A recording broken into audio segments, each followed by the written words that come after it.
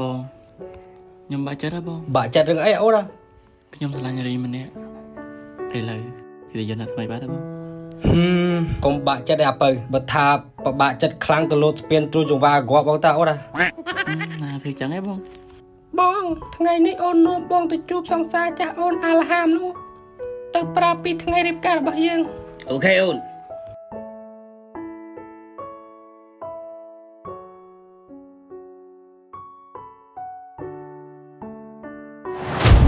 បងអ្នកហ្នឹងអ្នកហ្នឹង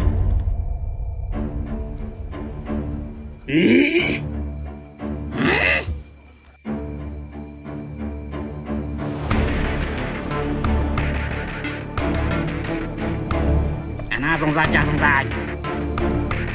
ខ្ញុំបងមានកាយមែនបងតាំងពីស្គាល់អូនបងមិនដែលយកឈ្នះស្រីព្រមតែអ្វីអូនជាមនុស្សដែលភ័យខ្លាចបងដឹងថាបងបើបងឈ្នះអូននឹងប្រេឆាអូននៅជាមួយគេសុខសប្បាយអត់អូនសុខសប្បាយធម្មតាទេអូនមកនេះចង់ប្រាប់បងរឿងមួយអូនជិតដល់ថ្ងៃការហើយសង្ឃឹមថាបងនឹងទៅចូលរួមផងនិយាយច្រើនណាបងមានសំណាងដែលដល់ថ្ងៃការកំលេចមកផងហើយកុំបងហ៊ានលះបងសុំបីបេះដូងឲ្យអូនថាបងស្នេ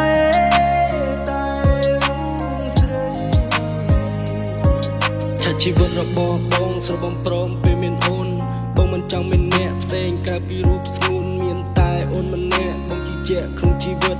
ព្រោះអូនគឺជានារីដែលប្រតិបត្តិគិតដល់អនាគតទើបមិនចង់បែកគ្នាយើងសន្យាថានឹងកាន់ដៃគ្នាដល់រហូតទៅមុខទៅជីចាប់ឬវេទនីបងសន្យាថាស្រឡាញ់តែពុំងារស្រឡាញ់តែពុំងា